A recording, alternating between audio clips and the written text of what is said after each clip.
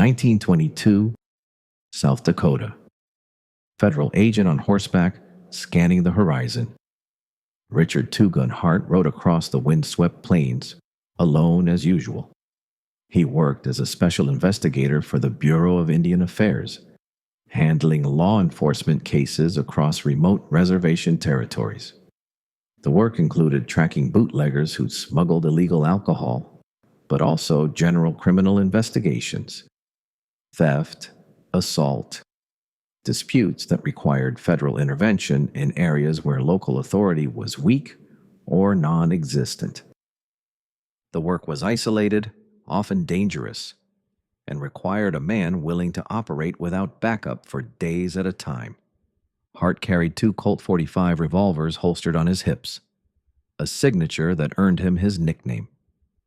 Out here, miles from the nearest town, carrying 2 pistols wasn't showmanship. It was survival. What the bootleggers didn't know, what nobody in South Dakota knew, was that Richard Hart wasn't his real name.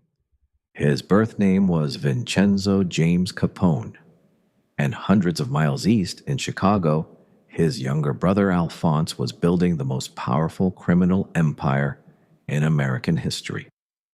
Al Capone, public enemy number 1, the man whose organization generated up to $100 million annually in illegal alcohol sales, who controlled judges, politicians, and police chiefs across Chicago.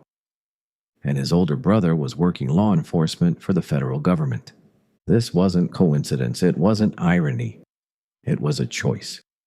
A deliberate, radical act of self-erasure that required Vincenzo James Capone to abandon his family, his name, and every connection to the life he was born into. He reinvented himself as Richard Hart, borrowing the name from a silent film cowboy hero, and spent decades enforcing federal law while his brother's organization was getting rich by breaking it. The question isn't how 2 brothers from the same family ended up on opposite sides of the law. The question is how Richard Hart managed to keep his secret for decades, living in plain sight as a federal lawman, while his brother's face appeared on the front page of every newspaper in America. This is the story of the Capone nobody talks about. The one who chose the badge over the bullet. The one who proved that even in a family defined by crime, redemption was possible. But first, he had to escape. Act 1. The Escape and the Rebirth. 1892 to 1908. Brooklyn, New York. Vincenzo James Capone was born on March 28, 1892, in Angri, Italy, near Naples. He was the eldest son of Gabriele and Teresa Capone, who immigrated to the United States in 1893, settling in Brooklyn. The family first lived at 38 Garfield Place in Park Slope, a working-class neighborhood of brick row houses and small shops. Later, they moved to 21 Navy Street, an area closer to the Brooklyn Navy Yard, where the streets were more crowded and opportunities more limited. The Capone household eventually grew to 9 children. Vincenzo, the eldest, then Alphonse, Al, born in 1899, Ralph, Salvatore, Frank, Erminia, Umberto, Matthew, Rose, and Mafalda. The apartments were small, overcrowded, filled with the sounds of children, the smell of cooking, and the constant tension of poverty. Gabriele Capone was a barber. He worked long hours for little money, struggling to feed a family that grew faster than his income. Teresa tried to hold the household together, but the streets had their own pull.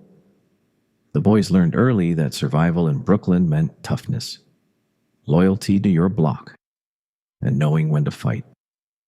Al adapted to this world perfectly. By his early teens, he was running with street gangs, eventually joining the 5 Points gang in Manhattan. He was charismatic, violent when necessary, smart enough to see opportunities in the chaos. He understood the economics of the street, protection rackets, gambling, theft. He was built for it. Vincenzo was not. Where Al thrived in the crowded, competitive environment of Brooklyn, Vincenzo felt suffocated. He was quieter, more introspective. He read obsessively, dime novels about the American West, stories of cowboys and lawmen, tales of wide open spaces where a man could ride for days without seeing another soul. He didn't want to run a numbers racket or shake down storekeepers. He wanted out. By age 16, Vincenzo had made his decision. He wasn't just leaving Brooklyn, he was leaving the Capone family behind. 1908. The break. The details of his departure are sparse. No dramatic confrontation was recorded. No farewell letters survived. But the act itself was clear. Vincenzo James Capone walked away from his family and severed contact for years. He headed west. Not gradually, not with a plan to maintain ties. He stopped visiting. He largely stopped writing. He was determined to escape the trajectory he saw ahead.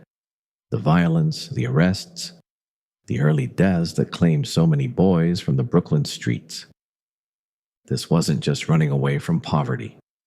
Thousands of immigrant kids left home to find work. This was something else. A deliberate attempt to erase his identity and start over. Vincenzo understood that staying in Brooklyn meant following his brothers into the rackets, the violence, the inevitable fate of the streets. The Capone family would eventually learn he was alive and locate him by the early 1920s. But for years, Vincenzo disappeared into the American heartland, building a new life under a new name. So he chose a different story, and that story required a different name. 1909 to 1920, The Transformation. Vincenzo James Capone became Richard James Hart. The name wasn't random. William S. Hart was one of the biggest stars of early silent cinema, famous for playing stoic, righteous cowboys who upheld the law in lawless frontier towns. Hart's films, Hell's Hinges, The Bargain, The Narrow Trail, defined the Western hero. Tough, moral, uncorrupted by money or power.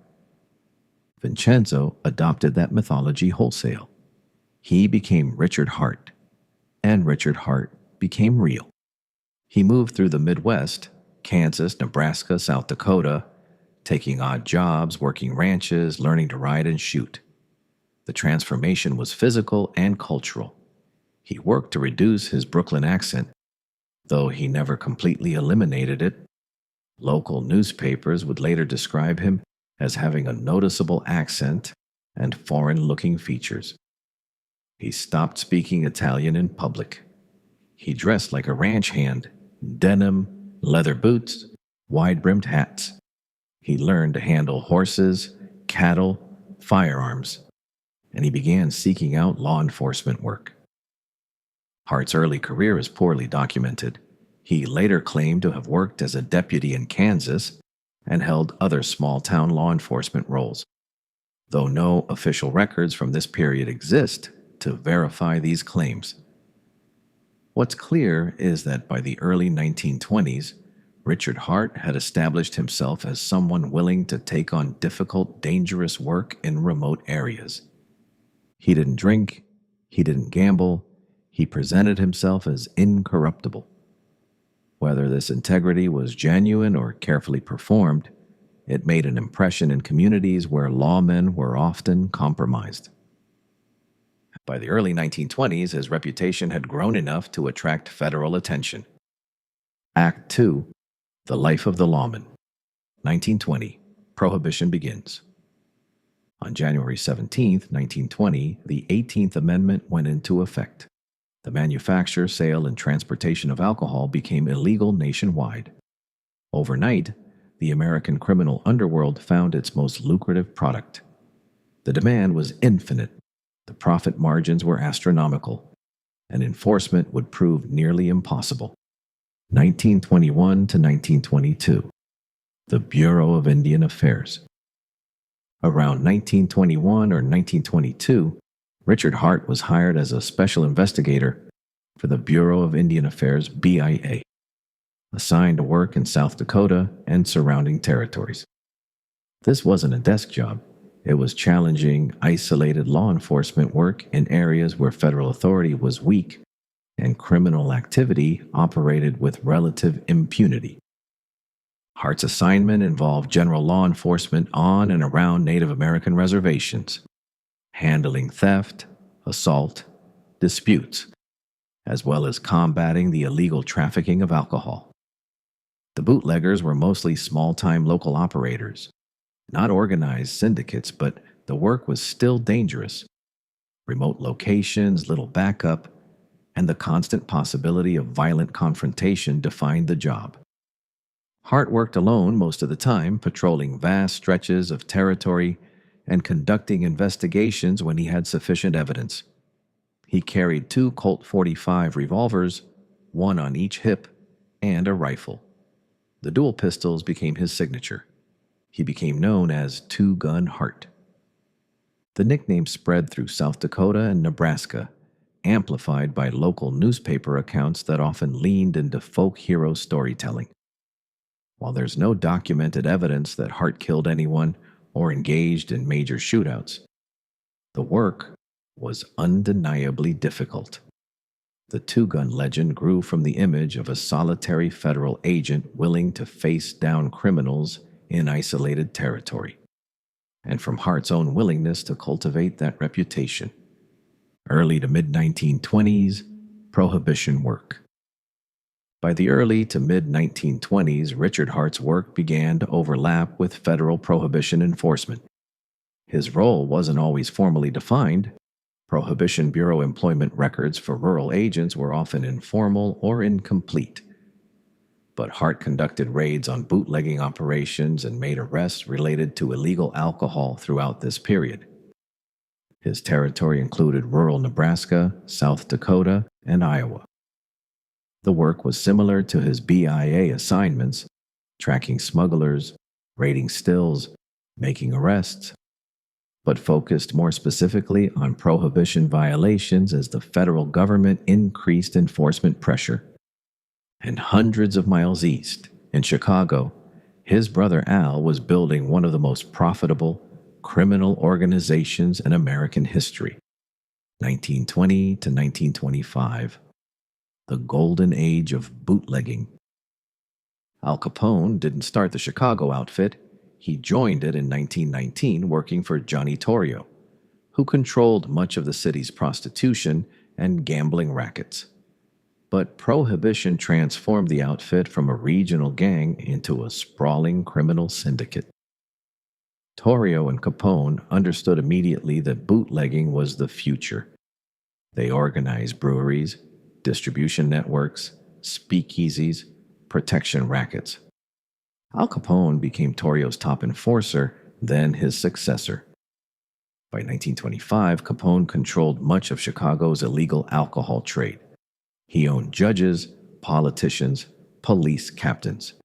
He lived in luxury, tailored suits, expensive cars, a sprawling estate in Cicero, Illinois. The outfit's operations generated an estimated $60 to $100 million annually at their peak, making Capone one of the most powerful and wealthy criminals in America. While Al's organization built its empire, Richard Hart was tracking bootleggers through the cornfields and prairies of the Midwest. The contrast was stark. Both brothers were working in the world of alcohol. One was accumulating massive wealth and power through a criminal organization, generating tens of millions annually.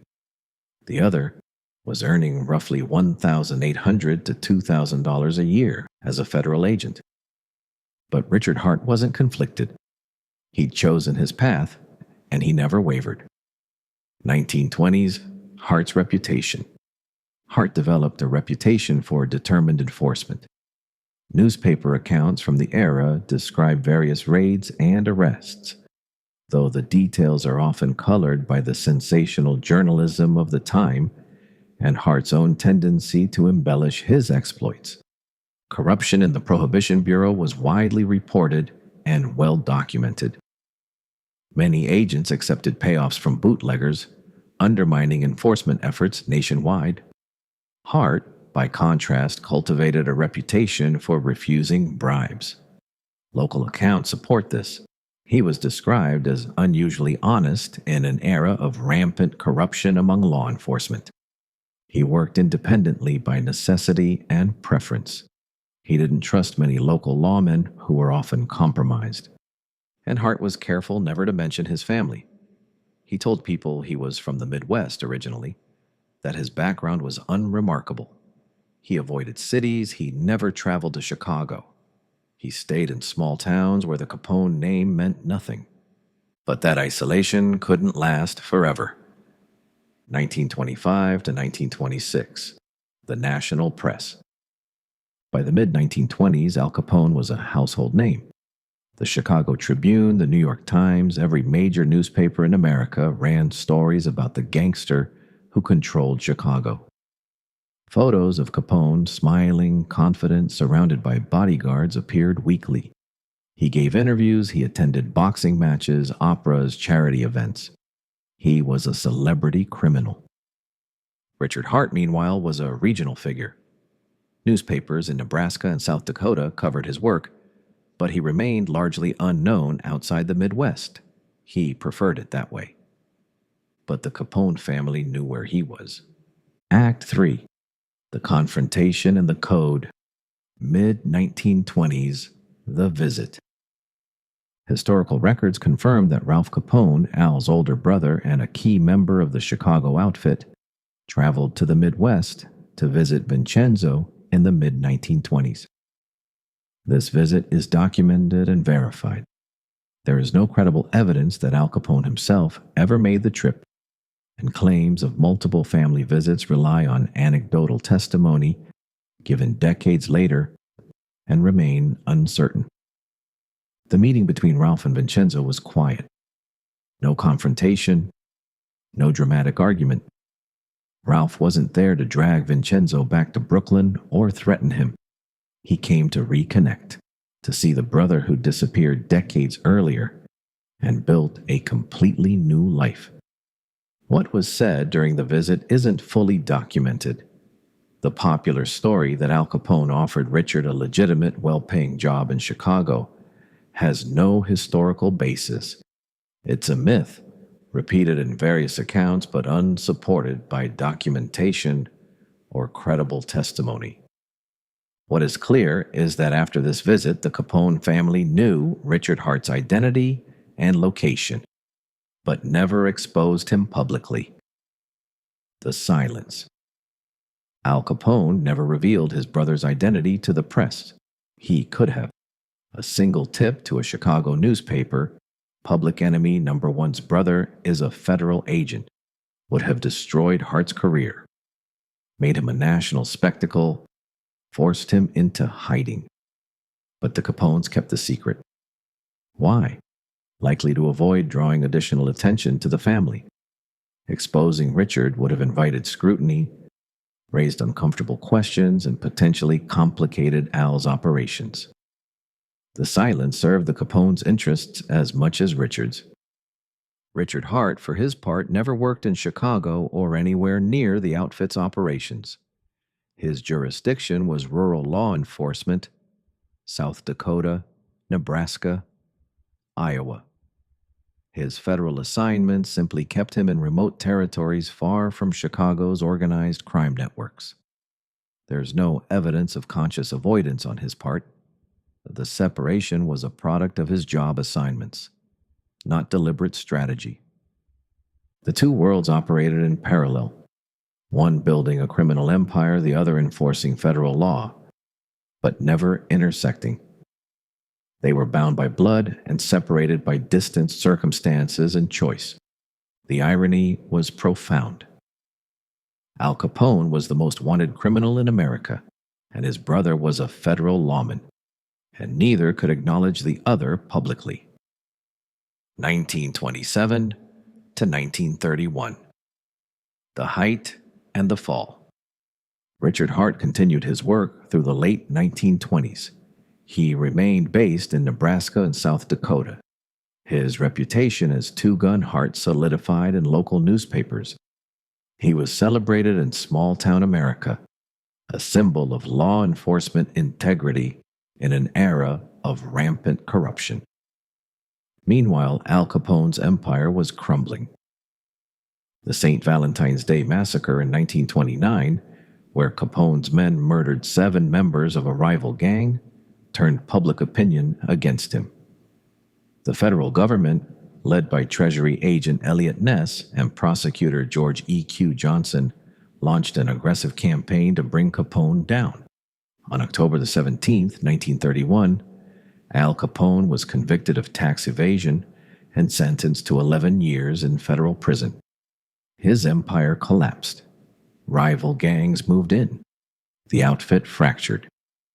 Capone, the man who'd seemed untouchable, was locked in Alcatraz by 1934, his health deteriorating from untreated syphilis. Richard Hart would have followed these developments in the newspapers. But how he reacted, whether with satisfaction, sadness, or indifference, remains unknown. He never commented publicly, never visited, never reached out. He'd made his choice decades earlier, and he was living with it. 1932 to 1940, the quiet life. The Great Depression hit rural America hard. Federal budgets were slashed. Prohibition enforcement became a lower priority as the government focused on economic recovery, and Prohibition itself was repealed in 1933. Richard Hart's federal career ended around this time. He was 40 years old without steady employment, with a family to support, and a secret he couldn't risk exposing. He settled in Homer, Nebraska, a small town of fewer than 600 people. In 1930, he had married Kathleen Winch, and together they would have 4 sons: William, Sherman, Harry, and Richard Jr. Hart worked various local jobs in Homer. He served as town marshal for a period and later briefly held the position of justice of the peace. These were modest roles, far removed from his days as a federal agent, but they allowed him to stay connected to law enforcement and provide for his family. Homer, Nebraska was the opposite of Brooklyn. It was quiet, isolated, safe. It was exactly what Richard Hart had been searching for since he was 16, and he lived there, largely unknown and unremarkable, for the next 2 decades. 1940s, the secret emerges. By the 1940s, Richard Hart's connection to the Capone family began to surface. The revelation came through multiple channels. Hart's own court testimony during a 1940s child support case brought his background into public record, providing journalists with concrete documentation. Reporters investigating the Capone family history began piecing together the story, tracing immigration records and family connections that led them to the federal agent living quietly in Nebraska. The connection was confirmed during Hart's lifetime, though much of the detailed confirmation and public interest came after his death in 1952. Hart continued to live quietly in Homer, and while some locals knew of his past, most national attention remained focused on Al Capone's declining health and eventual death in 1947. Conclusion: The Legacy of Two Names, November 22, 1952. Homer, Nebraska. Richard James Hart died of a heart attack at age 60. His funeral was small, attended by his wife Kathleen, their 4 sons, townspeople, and local officials who'd known him as a retired lawman and community member. He was buried in the Homer Cemetery under the name he'd chosen more than 40 years earlier. The local obituary described him as a former federal agent and justice of the peace, respected in the community. It didn't dwell on the Capone connection. Most people in Homer had known for years, but it wasn't what defined him there. Beyond Homer, the story would grow in the years following Hart's death. By the late 1950s and into the 1960s, as retrospective crime histories were written and the Capone era was examined by historians, The tale of the Capone brother who became a lawman gained wider attention. Journalists published fuller accounts. The story became a curiosity in true crime literature. The secret brother. The lawman who'd hidden in plain sight for decades, the Capone nobody knew about. But by then, both men were gone. The gangster and the lawman. The younger brother who'd built an empire on violence and corruption, and the older brother who'd spent his life enforcing the law. The two paths. Al Capone died on January 25, 1947, at age 48. His mind destroyed by syphilis, his fortune seized by the government, his name synonymous with crime. He lived in luxury for a decade, then spent the rest of his life in a prison or under medical care, unable to speak coherently, barely able to recognize his own family. Richard Hart died at 60, free, respected by those who knew him, and at peace. He lived simply, earned modestly, raised a family, and maintained the identity he'd built. He spent years as a federal agent and decades afterward as a quiet contributing member of his small Nebraska community. Two brothers, same blood, same childhood, same poverty, same environment, different choices, the final lesson. Richard Two Gun Hart's story is a powerful refutation of determinism. He wasn't supposed to escape. The eldest son of a large immigrant family in Brooklyn, surrounded by the temptations and pressures of street life, should have followed the same path as his brothers. The environment said so. The circumstances said so. The family trajectory said so. But he didn't. He walked away. He reinvented himself. He chose a harder, lonelier life because it aligned with the person he wanted to become. And he lived long enough to see that choice validated. Al Capone built an empire. Richard Hart built a life. One name became infamous, the others stayed largely hidden. And in the end, the man who chose obscurity achieved something his brother never could: peace. Richard Hart proved that even a Capone could choose a different path. All it required was the courage to walk away from everything: family, name, identity, and the discipline to never look back. He became the man he wanted to be, and that man wore a badge.